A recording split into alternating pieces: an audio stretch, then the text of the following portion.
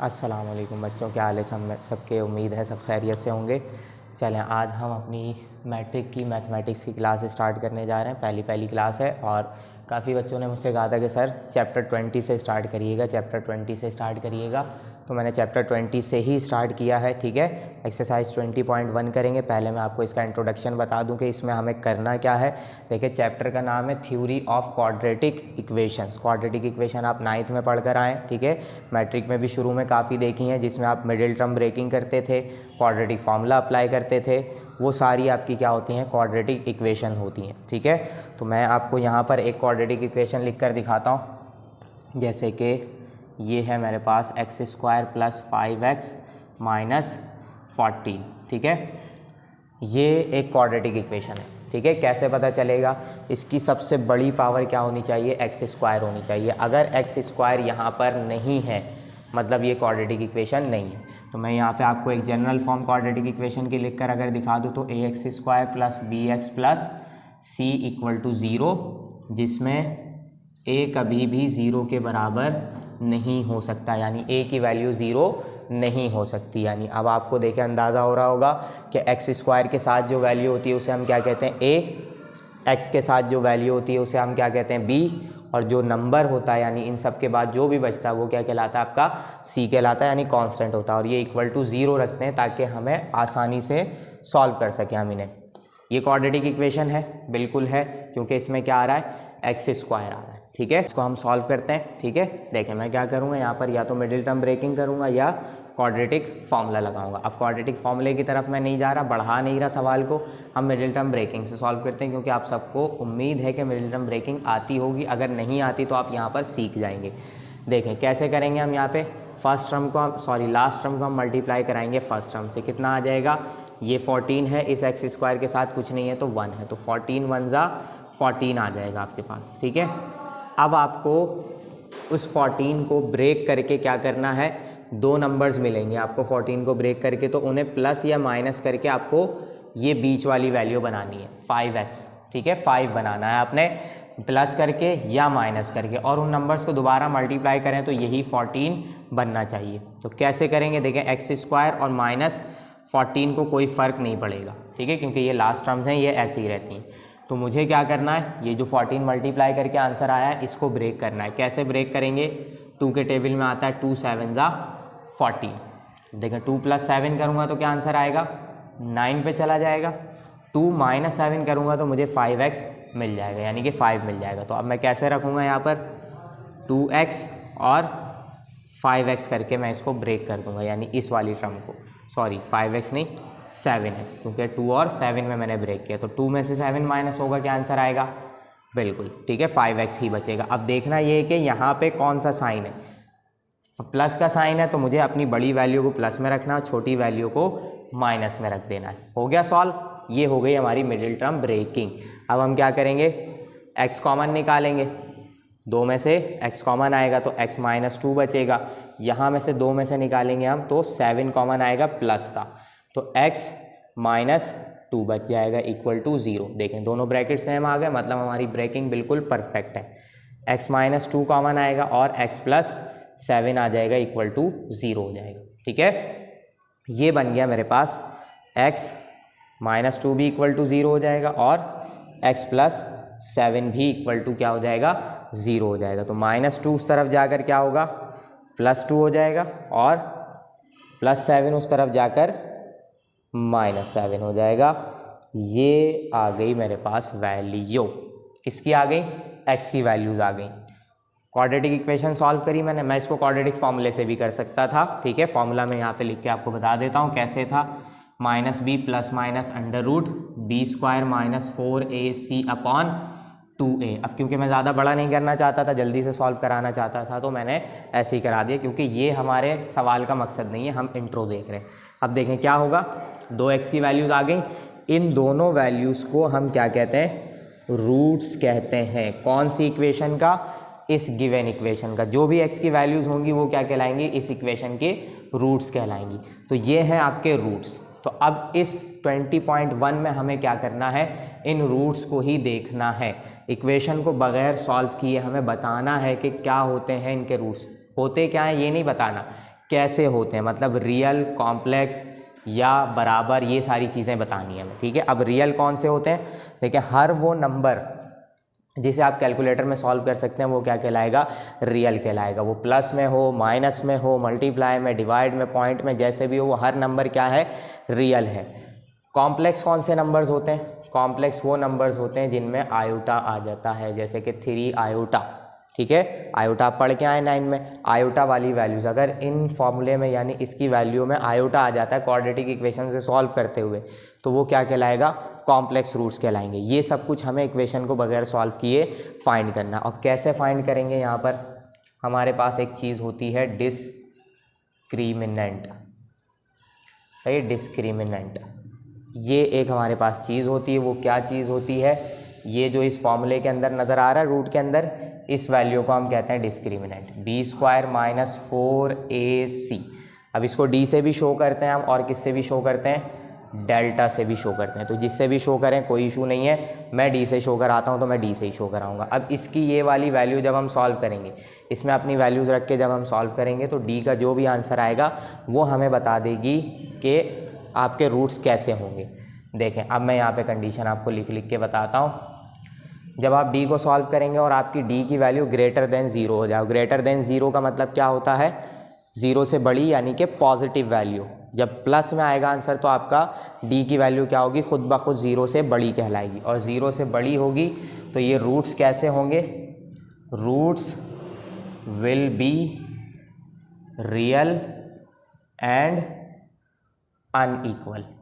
तो कैसे कहलाएंगे आपके, roots will be real and unequal. अब दूसरी कंडीशन कौन सी होगी, ये फर्स्ट कंडीशन होगी। सेकंड कैसी होगी, जब रूट्स यानी d की वैल्यू क्या हो जाए, लेस देन 0 हो जाए। लेस देन 0 से मुराद जब आपकी d की वैल्यू माइनस में चली जाए, ठीक है, माइनस में जाएगी तो रूट्स विल बी कॉम्प्लेक्स या इमेजिनरी, जिसे हम कहते हैं कॉम्प्लेक्स या इमेजिनरी, दोनों एक ही बात होती है, एंड अनइक्वल। समझ रहे हैं बच्चों, ये होती है आपके पास रूट्स की वैल्यू, सही है, रूट्स की नेचर जिसे हम कहते हैं, हम नेचर बता सकते हैं। उसके बाद आपके पास तीसरी d की कंडीशन क्या हो सकती है, d = 0 हो जाएगा, ठीक है। और इक्वल टू 0 पे आपको क्या पता चलेगा, roots will be equal, roots will be real and equal. ये आपके पास तीसरी कंडीशन है। एक चौथी भी होती है, अभी उसके बारे में मैं बताता हूँ आपको, ठीक है। अब देखें, मैं जब यहाँ पर आया तो मुझे रूट्स की यानी x की वैल्यूज़ कैसी मिली है, मेरे रूट्स 2 और -7, सादा से नंबर है, हम जानते हैं इसे, एक 2 है एक 7 है, माइनस में कोई मसला नहीं है, आयोटा नहीं है इनके साथ, दोनों अलग अलग है, ठीक है। ये 2 है, ये -7 है, दोनों अलग अलग वैल्यूज़ हैं। मतलब जब मैं d सॉल्व करूँगा तो कैसा आएगा, d का आंसर ग्रेटर देन 0 आएगा, सही है। तो d का ग्रेटर देन 0 आएगा, मुझे कुछ ऐसी वैल्यूज़ मिलेंगी, अलग अलग होंगी, रियल होंगी, लेकिन ठीक है। कॉम्प्लेक्स में कैसी होंगी, आयोटा आ जाएगा, ठीक है। चलें, अब मैं इसको मिटाता हूँ और हम एक सवाल करते हैं, बल्कि उससे पहले मैं आपको चौथी कंडीशन बता देता हूँ। देखें, ये मिटा देता हूँ मैं,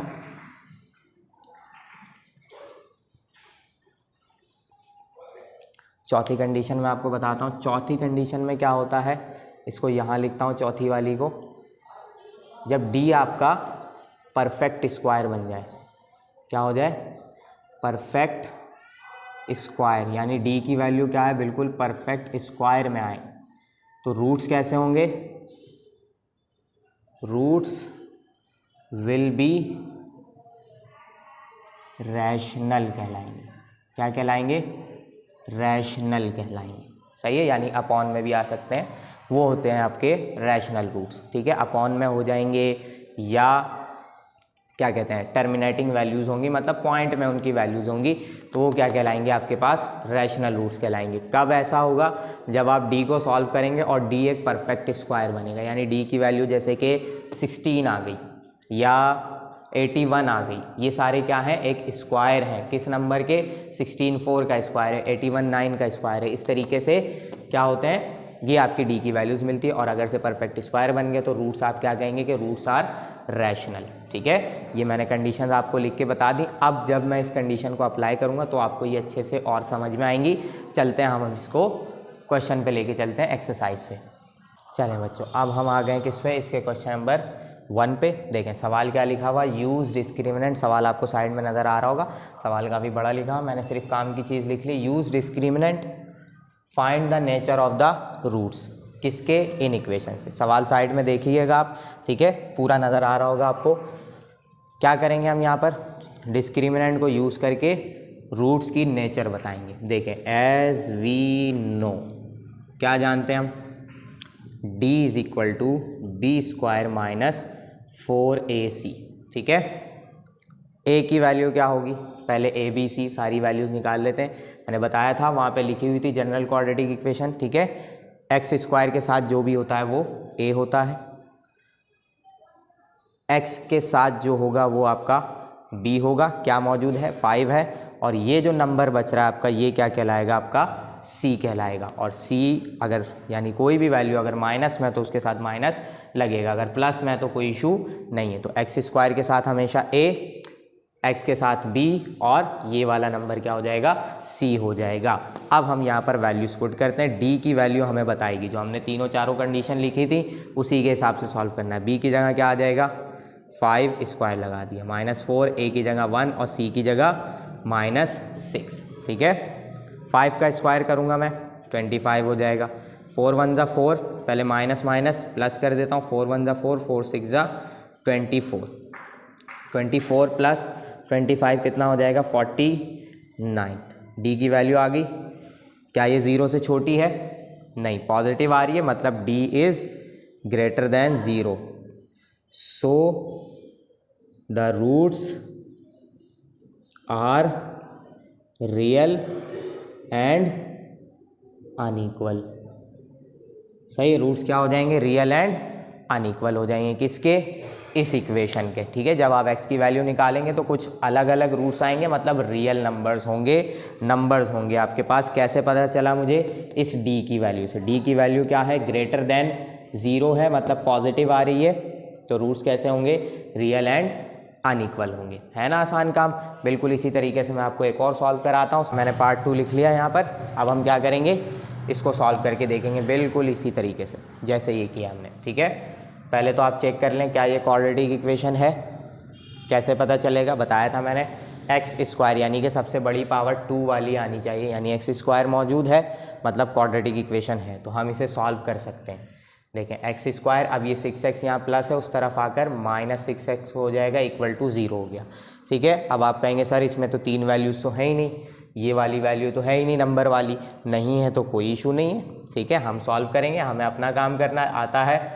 as we know, discriminant apply करेंगे, बस इक्वल टू 0 रखना है और सारी चीज़ें रखनी है। अब देखें ए बी सी में आपको निकाल के दिखाता हूँ। ए क्या होगा, 1 आएगा, बी क्या होगा, -6 हो जाएगा, सी क्या होगा, सी नहीं है यहाँ पर, सी नहीं है मतलब सी क्या हो गया है, 0 हो गया। अगर आप कोई वैल्यू ऐसे प्लस करेंगे तो आपका आंसर क्या आएगा, 2 ही तो आएगा। ये 0 आपको नज़र आ रहा है, अगर मैं ये वैल्यू मिटा दूँ तो आपको 0 का पता भी नहीं होगा कि कभी 0 था भी, ठीक है। इस वजह से क्या हो जाता है, उस 0 को ख़त्म कर दिया जाता है। मतलब सी, आपको पता है कि आपकी क्वाड्रेटिक इक्वेशन 3 टर्म्स में कंसिस्ट करती है, तो तीसरी टर्म अगर नहीं है तो वो क्या हो जाएगी, 0 हो जाएगी। तो ये क्या हो गई, 0 हो गई। अब हम इसको पुट कर देते हैं किसमें, फॉर्मूले में। क्या था फॉर्मूला हमारा, बी स्क्वायर माइनस 4ac, यही था। बी की जगह पुट करें -6, -4, ए की जगह पुट करें 1, सी की जगह पुट कर दें 0। -6 का स्क्वायर क्या हो जाएगा, 36, और माइनस स्क्वायर की वजह से क्या हो जाएगा, प्लस हो जाएगा, क्योंकि ये इवन नंबर है, ठीक है। 4 1 ज़ा 4, 4 0 ज़ा 0, ये पूरी वैल्यू क्या हो गई, 0 हो गई। तो d इज इक्वल टू क्या आ जाएगा आपके पास, 36 सिर्फ रह जाएगा। क्या ये पॉजिटिव है या नेगेटिव है, कैसा है ये, देखें 36 है, पॉजिटिव है, मतलब ग्रेटर देन 0 है। अब ग्रेटर देन 0 है तो बिल्कुल सेम यही चीज़ लिख दी जाएगी, d is greater than 0, so the roots are real and unequal. मतलब इसके रूट्स भी कैसे होंगे, रियल होंगे, लेकिन अलग अलग होंगे दोनों, ठीक है। तो ये हो गया आपका 2 सवाल सॉल्व। अब मैं कोई अच्छा सा उठाता हूँ अलग सा, इसका स्क्रीनशॉट लेना चाहें आप ले सकते हैं।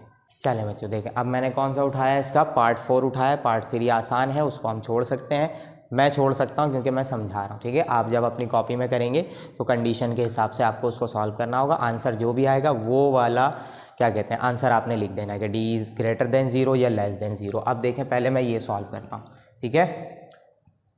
पहले इसे सॉल्व करता हूँ, मैं देखता हूँ क्या आंसर आ रहा है। क्या ये स्टैंडर्ड फॉर्म में है? पहले तो ये देखें, क्वाड्रेटिक इक्वेशन है जी, बिल्कुल है, लेकिन पूरी उल्टी हुई हुई है, यानी कि 9x² यानी x² वाली टर्म पहले होनी चाहिए, फिर x वाली टर्म होनी चाहिए, फिर 1 होना चाहिए इक्वल टू 0। इसको सीधा कर ले। अगर नहीं करना चाहते आप ऐसे ही रखे रहने दें, कोई इशू नहीं है। इक्वल टू 0 है, बिल्कुल है, सही है। x² है, बिल्कुल है, ठीक है, कोई मसला है ही नहीं। आपने क्या करना है, x² के साथ a होता है वो उठा लें, x के साथ b होता है वो उठा लें, और जो नंबर बचता है वो क्या होता है, c होता है। लेकिन फिर भी मैंने क्या कर लिया, इसको अरेंज कर दिया। हमें क्या करना है, एज वी नो, क्या जानते हैं हम कि d is equal to B square minus 4ac होता है, ठीक है। a की वैल्यू अब बताएं ज़रा क्या होगी, 9, x² के साथ 9, b की वैल्यू 6 और c की वैल्यू 1। मिल गई तीनों वैल्यूज, पुट करा दें।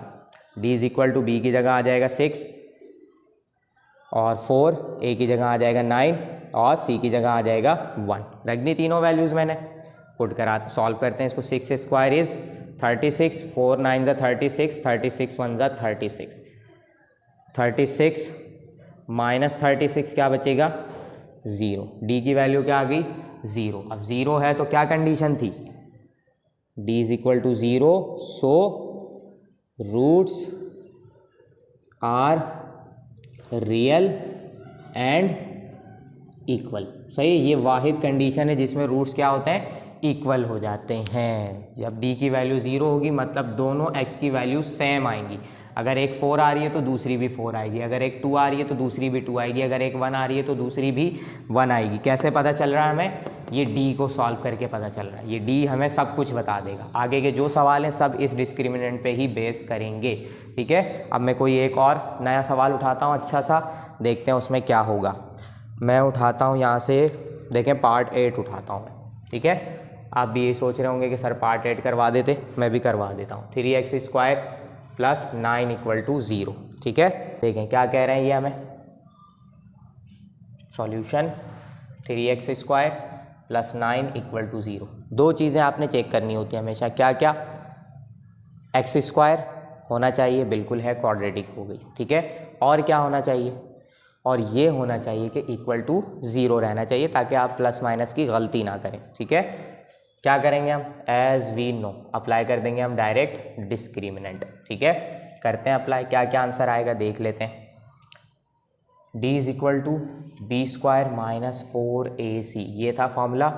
a की वैल्यू पहले लिखूंगा मैं यहाँ पे, a क्या होगा, x² के साथ 3, x² के साथ क्या मौजूद है, 3। अब b कहाँ से आता है, जो भी वैल्यू x के साथ होती है। अब x तो है ही नहीं यहाँ पर, अब जब x नहीं है तो b की वैल्यू क्या होगी, 9, नहीं, बिल्कुल नहीं, 9 नहीं होगी, 0 होगी, ठीक है। कैसे 0 होगी, देखें मैं मिसाल देता हूँ आपको। क्या होता है, bx होता है, यानी पे यहाँ कुछ ना कुछ वैल्यू रखी जाएगी। फर्स्ट कर लें, मैंने b की वैल्यू रख दी 2, तो क्या हो जाएगा 2x, और अगर यही वैल्यू मैंने रख दी 0 तो क्या बचेगा, 0x रहेगा। 0x के साथ मल्टीप्लाई होकर पूरा क्या हो जाएगा, 0। और मैंने बताया था आपको, यहाँ पर ही लिखा हुआ, अगर किसी नंबर को 0 के साथ प्लस किया जाए तो 0 की कोई अहमियत नहीं रहती। इस वजह से b बीच में से ख़त्म हो गया, यानी x वाली टर्म ख़त्म ही कर दी इन्होंने। तो हमें क्या पता चल गया इससे कि b की वैल्यू क्या रही है, 0 रही है, ठीक है। अब c क्या होगा, सीधी सी बात है, c होगा 9, ठीक है। पुट करेंगे हम यहाँ पर b² यानी कि 3 नहीं 0² माइनस 4, a की जगह 3, c की जगह 9, ठीक है। सॉल्व कर देंगे हम इसे, 0² 0 होगा, कोई काम का नहीं है, हटा देंगे, माइनस बचेगा 4 3 ज़ा 12 और 12 9 ज़ा कितने हो जाएंगे, 108। आप d की वैल्यू देखें क्या आ रही है, -108, मतलब ग्रेटर देन 0 नहीं है। अब ये क्या है, लेस देन 0, ठीक है। तीसरी कंडीशन भी आ गई हमारे पास, लेस देन 0 है। तो अब हम यहाँ पे क्या लिखेंगे, देखिए मिटाता हूँ मैं ये,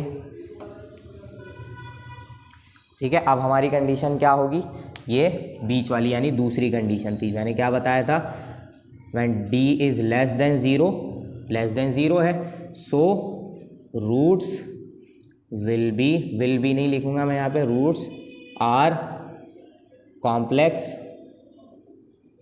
एंड अनइक्वल। ठीक है, ये हो गया आपका काम कंप्लीट। ठीक है, तीनों कंडीशंस मैंने आपको समझा दी, जैसा भी डी का आंसर आए आपको उसी पे रहते हुए क्या करना है, इसका आंसर देना है। समझ आ गया सबको?